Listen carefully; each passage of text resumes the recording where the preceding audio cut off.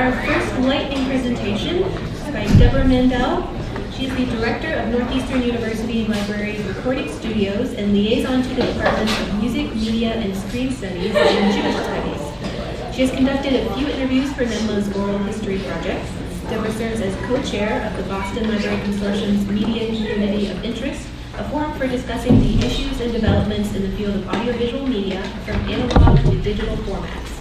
Debra has an MLS from Simmons, EATS in Instructional Technology from Boston University, and a BS in Journalism from Boston University. Welcome, Debra.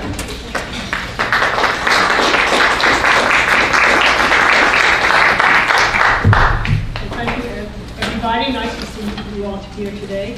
So just so you know, I'm a little bit of a nervous speaker, so I'm going to read from my script, if you don't mind. But I will try to keep it lively and keep it moving. Northeastern University Library's Recording Studios opened in January 2013 as part of a major renovation to the library's first two floors. The second floor, named the Digital Media Commons, was envisioned as, quote, a comprehensive facility for audio and video creation and multimedia projects. New animation, 3D modeling, GIS, CAD, and game design software allow users to create and present interactive media-rich content and work across disciplinary boundaries to build complex simulation models and explore innovative solutions to real-world problems. The precursor to the recording studios was the Digital Media Design Studio, a hybrid lab teaching space where students and faculty learn to use software such as GarageBand, iMovie, and Final Cut, and to locate open source images and sound files to integrate into effective presentations. Staff successfully collaborated with research and instruction librarians to incorporate media into the information literacy program. We converted one of our rooms into a new digital recording space with low-cost tools and developed a relationship with members of the student-run label, Greenline Records, which needed a place to create their original songs and albums. Recording production faculty met with us to brainstorm our collaboration with Greenline and the creation of a much higher-end facility to meet their growing needs. The DMDS was a transformation of the original 1990 analog-based media center where students listened to assigned music recordings and viewed films on reserve. It included a vast curricular collection, turntables, tape decks, CD players, video players, a language lab, peer tutoring center, and a few soundproof spaces which were not highly utilized. Who knew that 16 years later, this space would become dated? I'm dating myself, by the way. The Digital Media Commons Recording Studios was designed in consultation with faculty and staff managing studio and lab facilities in the College of Arts, Media, and Design, or CAMD, in order to be in sync with their resources and technologies as much as possible. Based on courses and skills being taught, planners designed the new library facilities with state-of-the-art equipment. While CAMD's facilities are restricted to students enrolled in specific classes only, Digital Media Commons resources are open to all current Northeastern students, faculty, and staff, thus leveling the playing field. Here's a picture of the recording studio staff. In honor, I wore the same outfit pretty much. Standing next to me is Jonathan Iannone in the Northeastern University football t-shirt. And in the back row is Antonio Bonray, who is the media and video coordinator. John Reed, who is the audio and media specialist. And on the right is Jared Zimorowski, who is our co-op, who is responsible for late afternoon and evening services. Our part-time staff is primarily composed of former co-ops and some who are actually recent graduates. Antonio just joined us full-time on the staff, having graduated in May in film studies. The studios is a cluster of spaces located in a corner of the Digital Media Commons. There's an audio recording space, a live space for recording instruments and voice, a control room to manage both audio and video studios.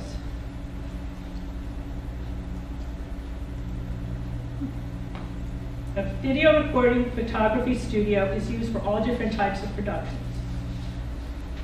2 media creation studios are used for podcasting, tutorial, and online class production, as well as post-production editing.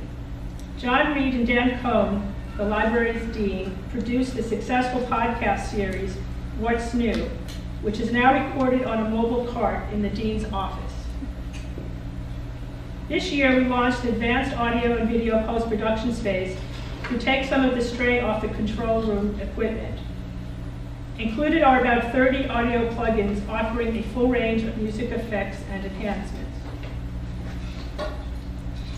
In FY 2019, undergraduates accounted for 74% of the 457 classes and personal enrichment projects logged on our intake form. Graduate students account for almost 19%. Undergraduates have consistently been our highest user group. Almost 72% of these projects are audio-based, such as original music, podcasts, and voiceovers. Here is a wordle of some of the project descriptions.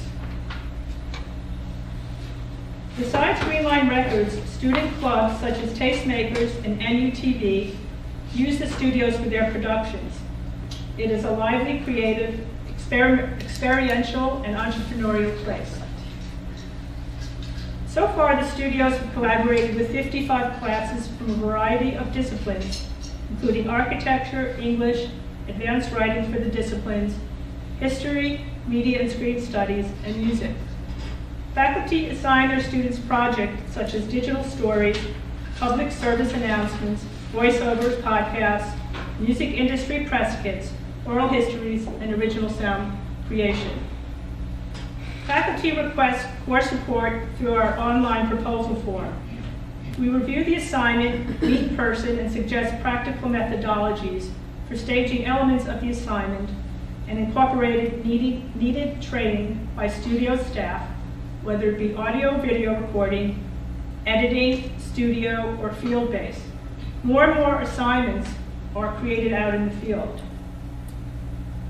The studio's digital media toolkit LibGuide has a range of helpful planning and production resources, including those created specifically for our facilities and equipment.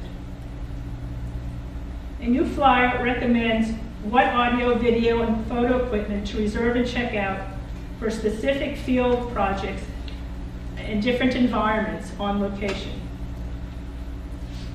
So how do we work specifically with music classes? In 2019, we collaborated with 4 music classes, a third of all the instruction requests received. I will describe 2 of these classes.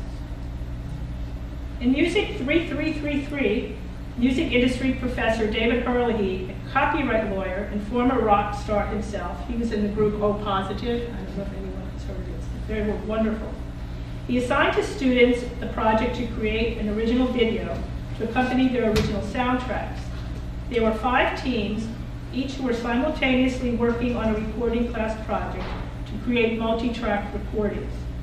David said, "I want the students to understand the value of storyboarding, creating B-roll footage, setting up various video shoots, and start to work on a version of this video as soon as the basic tracks are recording."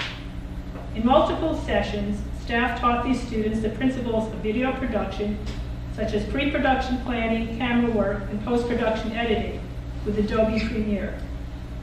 Students booked appointments with staff during every step of their production. A great resource was our video training tutorials, which Antonio created, on our toolkit. Here's a screenshot, I'm not going to play, that's a screenshot, of the 3-minute plus video called Got to Feel It, created by Jessica Erdman, aka Calibri. Quoted from her description, "Due to the fact that she plays both guitar and bass and produces her own music, she's able to turn an idea into a full SoundCloud-ready upload in a few days. Jessica Erdman makes music for the party and the after party. The music she releases as Calibri aims to get people dancing as it incorporates complex melodies and chordal structure." This was a great Friday evening video to watch with her. In Music 2230, the musical communities of Boston class, Francesca in Gleasing required her students to conduct ethnographic fieldwork on a Boston-based musical community of their choosing. Sometimes we teach this class with Department of Archives and Special Collections. Communities included Irish music, the Outpost venue in Cambridge, subway musicians, Boston City Choir, funk music, and more. Students posted their contributions to a class blog. Required elements of their fieldwork included an audio interview at least 30 minutes long, a photo portfolio with at least 7 images, and a 5 to 10 minute audio or video recording. For this non-studio based class, studio staff advised students on selecting and using equipment for fieldwork, which included using their own phones. Studio staff also collaborated with our digital scholarship group to create a workflow for students to upload files and metadata to John Reed, who then uploaded them to our digital repository. Here is a screenshot of the video from the We Got the Funk in Boston musical community. Project. The Chicken Slacks were filmed at Cambridge's renowned Cantab in Central Square. Blogger Samantha Amodi wrote, "Meanwhile, at the Cantab, audience participation went beyond applauding and cheering on the band, and the dance floor was often the most crowded part of the venue.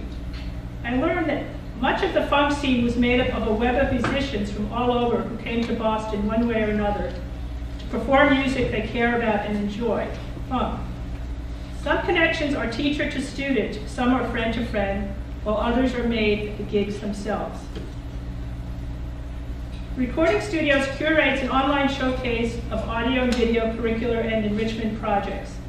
A high percentage of studio projects are, in fact, for personal enrichment, and many recording enthusiasts are non-music majors. On the front page of the showcase are links to both Hurley's and Iglesi's student projects. 2 other music classes we worked with last year were film music and rock, pop, and jazz singing. Outside of traditional classes, the studio's co-op teaches audio workshops during the fall and spring semesters. So what have been our main challenges? Having enough time to plan classes, staying in sync with other units' software versions, keeping pace with new software and technology, recruiting and scheduling qualified staff, gathering the final projects for curation, inadequate space for meetings and classes, and balancing the range of projects, which is sometimes unpredictable. Most of the time, we are happily rocking. I'll end with this 2017 studio promo video, which was produced by former co-op Zach McCabe and other students. Okay, I guess I'll go out of this.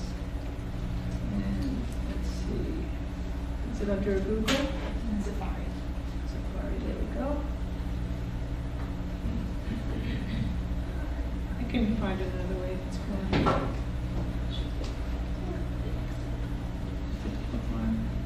Social history.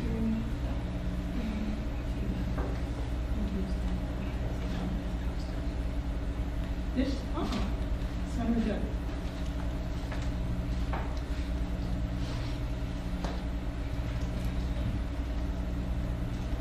All right, so.